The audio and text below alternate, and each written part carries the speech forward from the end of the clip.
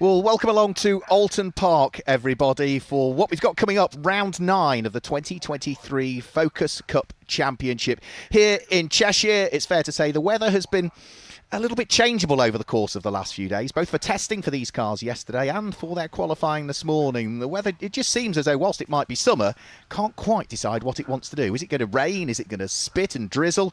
Is it going to stay dry? We simply don't know. Showers are forecast. Still a warm ambient temperature though, still 16 degrees. But look at the chance of rain at this stage, and it's a little bit breezy out there as well. So I'm really not quite sure how this is going to pan out. Mark Werrell chatting to you now. Delighted to say, once again, joining me in the commentary box is Piers Pryor. Yes, back again, Mark. For the first part of this race, I have to shoot off very shortly, but looking forward to another great Focus Cup race. I think the Oulton Park circuit will really suit these cars. It's quite a narrow circuit, and these cars can race nice and close. We've seen touring cars, of course, over the years having some great races around here, and it'll be a pleasure for the drivers to take on this full circuit here. You've joined me, I think, for most of these races throughout the course of this year. There's no one single driver that's dominated. Yes, we might have had Ian Mitchell claim a couple of wins, Jonathan Baker claim a couple of wins, but they're the only two drivers that have won more than one race. So it has been a fairly open season, hasn't it? Yeah, it's been very open, and the racing has been expectedly good as well. And of course, in the unique reverse grids we've got, it's shown some different results out there as well. But I'm looking forward to another one here. But just looking at the qualifying times, it looks like a very strong qualifying for Lewis Clark. Yeah, Lewis has been the man who has been, I wouldn't say dominant this season because he's only claimed one win, but he is a very quick driver. Let's go to the grid then. It's number 17, Lewis Clark, that starts from pole position, and Ian Mitchell that lines up alongside. Row 2 of the grid is Simon Waugh, who's been in this championship, I think, since its very first year, alongside the number 23 car of Simon Watts, who finished 6th in the championship in 2022. The next row of the grid, which is row number 3, is John Baker. He was in the top 4 in the championship last year, and alongside him is a driver who is a regular marshal here at Oulton Park. Jamie Good lines up alongside. Plenty of support for him over the course of this weekend. And the next row of the grid, which will be row number 4, is Greg Saunders and Sean Reynolds, who did win a race earlier on this year, so he's got a bit of work to do from 8th on the grid. The next row of the grid will be row number 5, and that's where we see Josh Smith and Mark McCann, with row 6 being comprised by David Todd and Nick Abbott. On to row number 7 of the grid, and on the inside of that 7th row of the grid, it is Ian Graham, alongside the man behind this championship, the number 9 car in the hands of Simon Walton, who lines up 14th. And row 8 of the grid, that's where we see Andrew Weiss and Abby Walton, Simon's daughter, who sits there in 16th position on the grid. The final row of the grid, car number 217, Dale Jamieson, who we saw briefly in the championship last year, alongside Sarah Hall, and that is the 18-car grid. I saw, just as we're going, as we cut to the grid, I think Sarah Hall, unfortunately, has pulled off. Yes, there she is, the number 21 car, the red and black Mintex sponsor car. So clearly not everything quite right with that one, and she pulled off. I think this is just before the Britain's chicane. Yes, it is.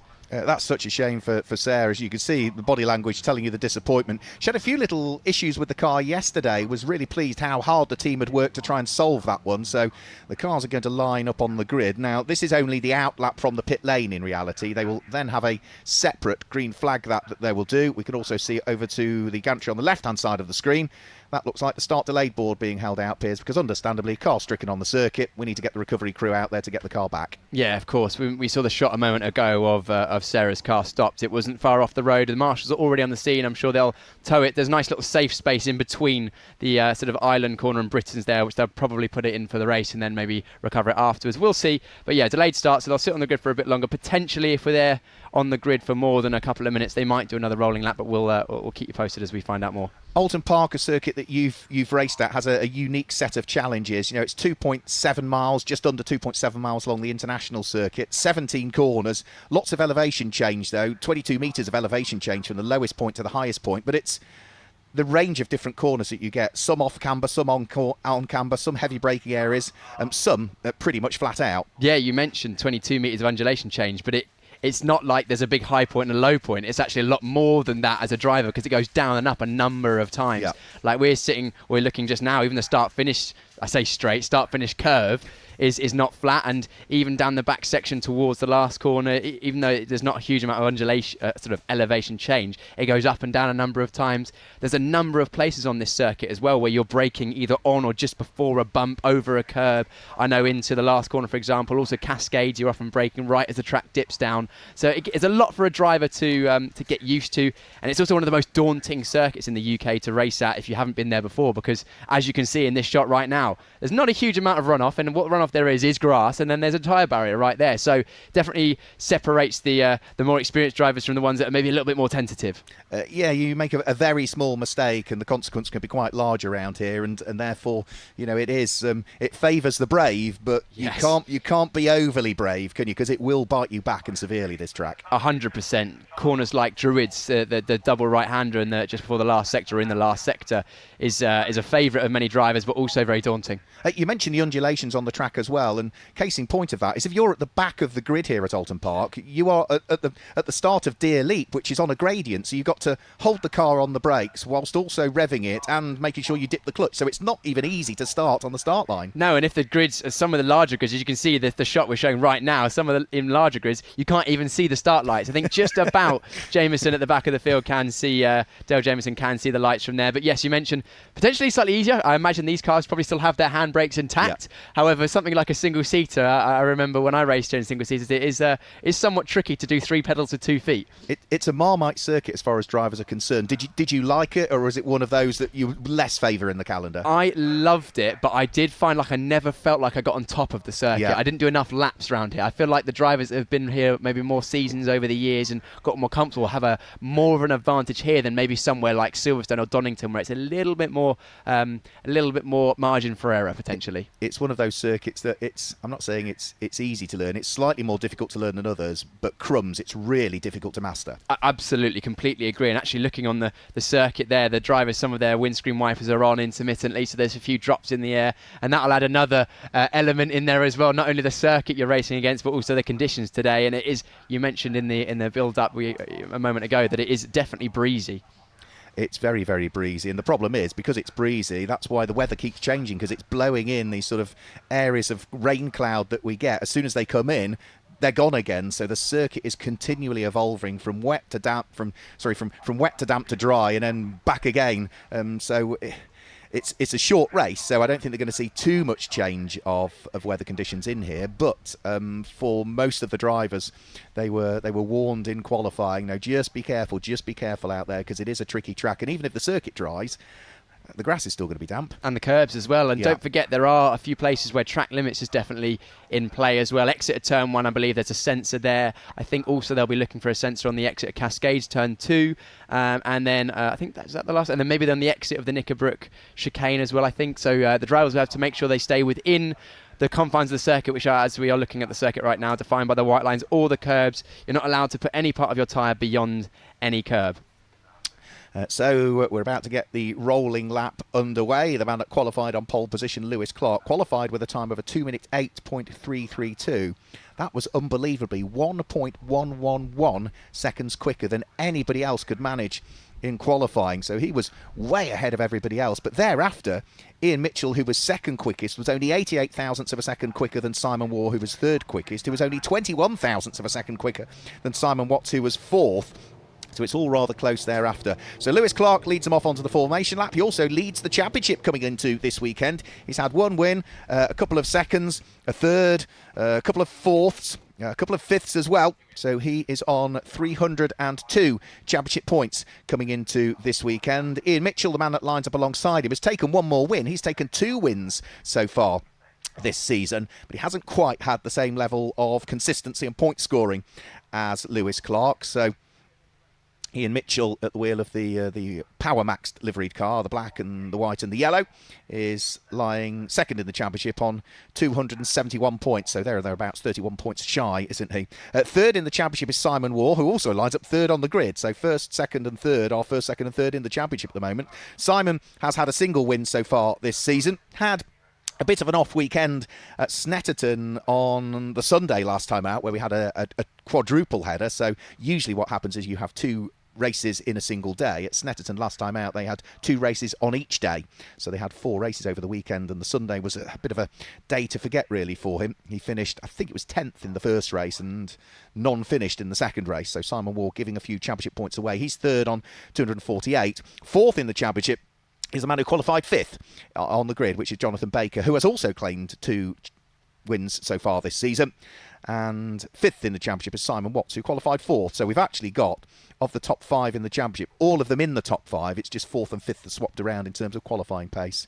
So they're all weaving around to try and build some temperature into the control tyres that they all run. Of course, we've got the sole absentee, Sarah Hall, unfortunately not able to take part in the race. You can see the windscreen wipers are still on. Unfortunately, Piers Pryor has now had to leave me with other duties to do here at Oulton Park. So, windscreen wipers on, and hopefully we will get this 15-minute race underway very, very shortly indeed.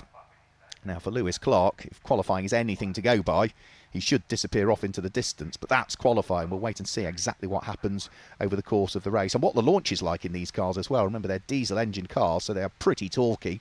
Around about 250 pounds-feet of torque from the 175 brake horsepower 2-litre TDCi engine, diesel engine machines. But of course, what you do need to do is get the turbo spinning and get the boost up to get it off the line. So very different to driving some of the other cars that people might have competed in the past, which are usually sort of petrol engine machines. So the diesel, a lot more torque, a little bit less power than others, but the way that power is delivered, you can't rev it as high. You've got to change gear that little bit earlier. And a few drivers that are new to the championship, the likes of number 11, Josh North, former kart racer and Clio racer in the championship. The number 36 car of Nick Abbott, former rally crosser, who raced in the mini challenge, and Ginetta's in the championship. I mentioned Jamie Good earlier on, who raced in the Junior Saloon Car Championship and is a marshal here at Oulton Park. And you can see, as the cars are weaving round, just how much the moisture is falling now, because you can see every time a car moves around how much dampness there is on the track. It's not wet, it's that damp, greasy, horrible period that drivers just don't like. And of course, the first lap, when you've still got cold tyres, and in particular in a front-wheel drive car, cold rear tyres, is going to be very interesting just to see how everybody deals with this one. So Dale Jameson is the man, number 217, at the back of the grid now, with the absentee of Sarah Clark, with her car having problems on the formation lap. But we are pretty much there now and ready to go. Last row of the grid just coming into position now. 15 minutes are on the clock. 5-second board is held aloft. We're about to get round 9 of the 2023 Focus Cup Championship underway here at Oulton Park. Red lights are coming on, and as they go out now, it doesn't look as though it's a bad start from the pole sitter Lewis Clark as they charge their way up towards Old Hall Corner for the first time. But Ian Mitchell is trying to brave it out. He's going to have the outside line for Old Hall. There's contact further back as Jamie Good and Greg Saunders get together. Both of them go spearing round on the circuit. Big dint in the side of Jamie Good's car, but hopefully he'll hook a gear up and be able to get going again. Thankfully, both cars missed the barriers, and we are still side by side down through Denton's and Cascade for the lead of the race, with Lewis Clark all the way around the outside at Cascades to try and hang on to the lead of the race. Just about has his nose ahead as they head along Lakeside for the first time, and it looks as though Greg Saunders and Jamie Good have both got going again. The rest of the pack, though, is already working its way up towards the kink at Lakeside for the first time. Island Bend and in towards the heavy braking area for Shell Oil's Corner. So Lewis Clark leads the way. It's Ian Mitchell in second place. Simon War is there in third place. Looks like John Baker has come up to fourth position by the look of things. And that's Sean Reynolds, who was 8th on the grid. He is already up into 5th place. But of course, it's the first time they'll have headed around this circuit now at racing speed, and therefore it is a trip into the unknown in some respects. Very difficult to know how much grip there is out there, because of course they've circulated at a much reduced speed on the formation lap. And now you're going flat out, and if the rain has fallen a bit more, or maybe it's fallen less, the conditions corner by corner, lap by lap by lap change, and it's how quickly you adapt to them. So in towards the braking area for Hislops for the first time, and then starting to accelerate their way round through the right-hander at Knickerbrook as they then head up Clay Hill underneath the brand new bridge there for the spectators. There's Abby Walton towards the tail end of the field. And now we're starting to see a little bit of daylight appear. So Lewis Clark leading the way and pulling away in the early stages from Ian Mitchell, who lived with him for the first half a lap, but Just seems as though the second part of the lap, now you can see the amount of daylight that has opened up, and through this part of the circuit, no obvious signs of the rain that was there on the formation lap, so things I think are already starting to dry up, as has been the case for a while.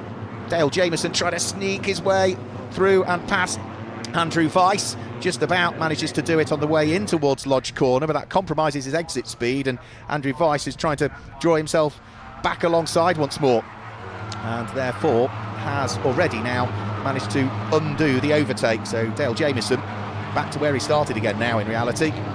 Need to be careful that they don't run wide beyond the curb line there, which by the look of things the number 7 car did in the hands of Andrew Weiss. Went beyond the red and white painted curb with part of the tyre, and therefore you do that once, you get away with it. You do it a second time, you get a warning.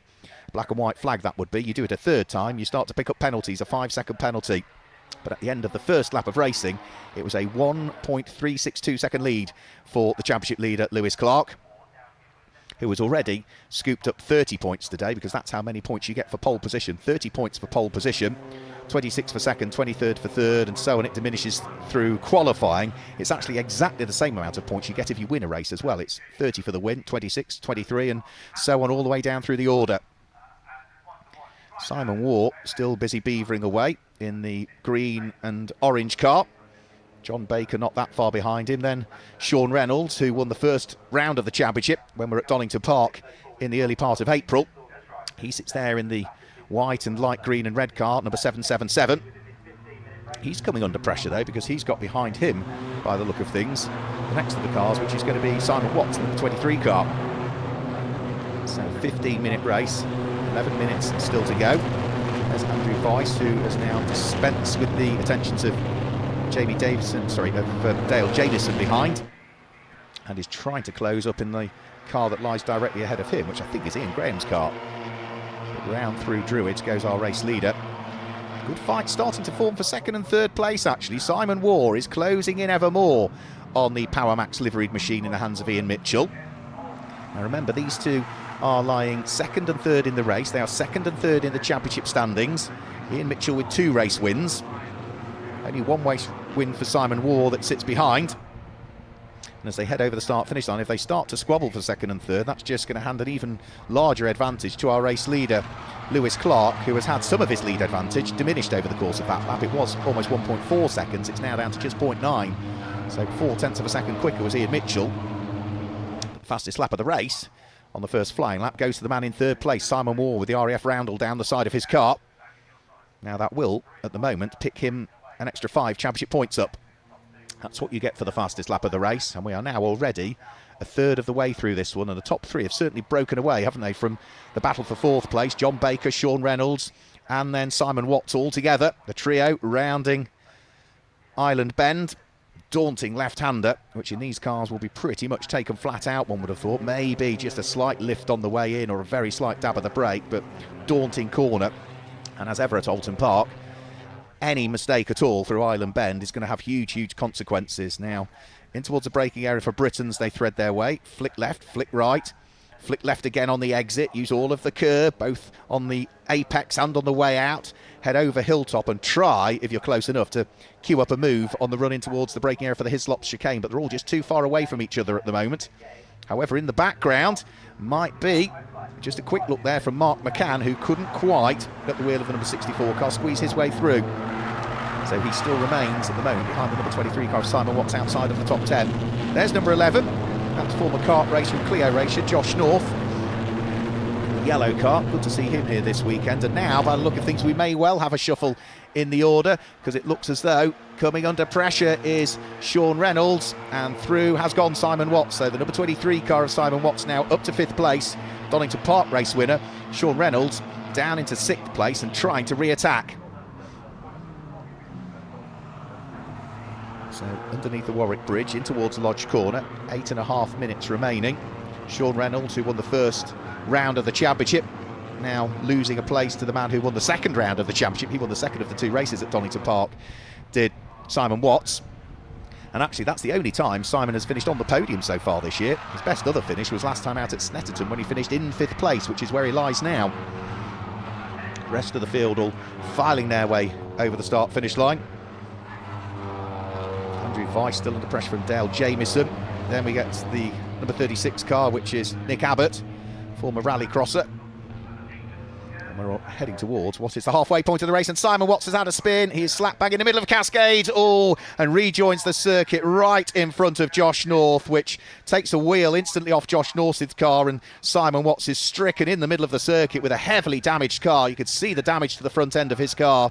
Couldn't quite tell what caused the spin, but I suspect that might bring out the red flag, because that car is stricken in the middle of the circuit, and we are getting towards the halfway point of the race.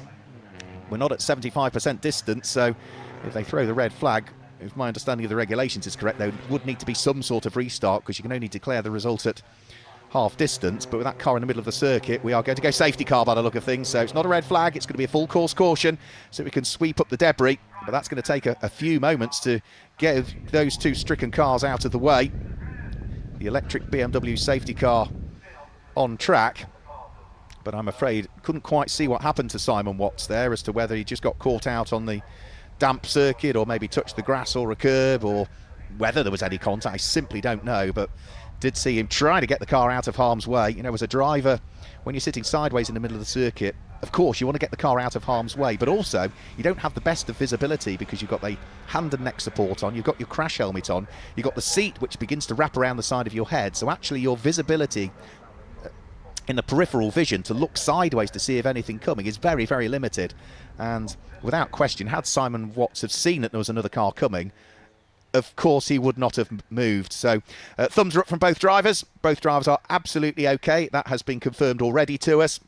As ever, our fantastic Oulton Park marshals are on hand to deal with the incident, and I think it's a bit of a moot point as to how many more racing laps we might get in, because there are 6 minutes to go. The recovery trucks need to get to the scene, then we need to get the cars lifted out of harm's way, do a little bit of sweeping up, and then try and get some racing back in. So whether there's sufficient time to do all of that within the remaining 5 3/4 minutes, we'll have to wait and see. So just to run you down through the order, under safety car here for round 9 of the championship, after 4 laps of racing, it is Lewis Clark that leads the way. Second place is Ian Mitchell, with Simon Waugh there in third place, having set the fastest lap of the race, Simon Waugh, so he would still potentially pick up the extra 5 championship points for finishing in third position. Fourth place is John Baker, fifth place is Sean Reynolds, and with the incident, Mark McCann now moves up inside the top 6. Then in 7th place, Ian Graham has come from 13th on the grid to 7th, so he's done a good job at this stage. Dave Todd is there in 8th place, Andrew Weiss is 9th, and Dale Jameson now completes the top 10. So that's the order of the top 10. You can see both drivers out of the car and just being checked over by the medical team. Standard procedure, that is. If you're involved in an impact incident in motorsport, you have to, such are the Motorsport UK regulations, for all of the correct reasons, just have a quick medical checkup, just to check that you're not showing any ill effects following that impact. So once that is done, the drivers will then be able to head back towards the paddock area, and as ever, I'm sure the brilliant team from Focus Cup will assess the damage on those 2 cars, and if they are able to get repaired for race 2 later on today, they will be repaired, that is without question. However, if they are not able to be repaired, the one really good thing with Focus Cup and the way they organise the championship is that they do have spare cars. So it may well be that the drivers are placed into one of those spare cars for later on today. And even the likes of Simon Walton, who's on the grid for this one, but is the man behind this championship, wouldn't surprise me if he gave up his seat, because he only races for a bit of fun and then usually drops to the back of the grid so he doesn't get involved in other people's squabbles, because they are his paying customers at the end of the day. Wouldn't surprise me if maybe he gave his seat up so that someone else could race his car in race 2 later on today. But that is such a shame for those 2 drivers there. 3 3/4 minutes to go, and no sign of the breakdown trucks being on track. So I think I know what the outcome of this one is going to be, unfortunately. That we'll probably get to 75% distance, and then it may well be that the red flag is shown rather than the safety car just continuing round and finishing the race under safety car. There's no point doing that if we can, in the nicest possible way, save a few minutes, because it is a tight timetable here at Donington Park, at Oulton Park today. What with all of the supporting races that we have to the Focus Cup.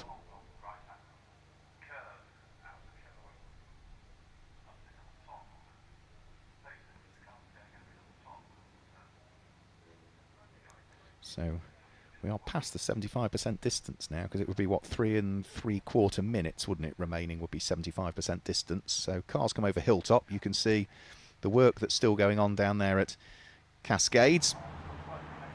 And, of course, with that heavy frontal damage to the number 23 car of Simon Watts. Yeah, red flag does come out, so I thought they might get to 75% distance and then call the red flag. So yeah, with that heavy frontal damage, whilst there is very little likelihood of a fire in a particularly diesel engine car, it may well be that some diesel that's been deposited down on the circuit there, and in damp and greasy conditions, marshals can't really soak that up with the cement dust, for want of a better term, that they would usually use. When it's wet and you get an oil or a diesel spill or a petrol spill, then you have to put a chemical on there, which takes a little bit more time. So I hope that's not the case. I think the circuit probably largely looks dry enough to allow them to deal with that incident with the usual dust that they will do. So red flag has been brought about, which means that we are 75% distant, so that will mean that the result is declared as well. So all of the cars will feed their way into the pit lane. The results will be declared as at the lap prior to the red flag coming out, but on the basis that they were all under safety car and couldn't overtake, then it won't alter the positions that they were in. So for Lewis Clark, it might not have been the way he wanted to win this race, but it does look as though he is now going to be the third driver this season in the 2023 Focus Cup that is going to pick up 2 race wins, because we've already had 2 wins for Ian Mitchell, we've already had 2 wins for Jonathan Baker, and once we get the results up, that should confirm it's a win, and the second of the season for Lewis Clark. So the cars make their way in towards the Parc Fermé area, so we should be able to confirm with you very shortly what will be, still at this stage, provisional results for round 9 of the 2023 Focus Cup. Lewis Clark claims the win from Ian Mitchell in 2nd place, and Simon Waugh completes the podium in 3rd place. John Baker is there in 4th place. It's still showing Simon Watts there in 5th, but that will be very much provisional because he wasn't running at the time of the red flag, so I think that ultimately will alter that result. But he's shown now in 5th at the moment, with Sean Reynolds in 6th place. Mark McCann is there in 7th place ahead of Josh North, and then Ian Graham, and completing the top 10 is Dave Todd. Then just outside of the top 10, it's Andrew Weiss from Dale Jameson. The number 36 car is Nick Abbott, who finished in 13th place. Simon Walton was 14th, ahead of Jamie Good, who was there in 15th place, and Abby Walton was 16th. 17th in the end for Greg Saunders, who had the spin, didn't he, with at the first corner, and unfortunately 18th, but didn't even start, is Sarah Hall. And that wraps up the results for you for round 9 of the Focus Cup for 2023. Shame that we ended up with the red flag, but hopefully we'll get a clear run in race number 2. We are live at around about 3:15 this afternoon with round 10 of the championship. So from Cheshire and Oulton Park for the moment, it's goodbye. We'll see you later.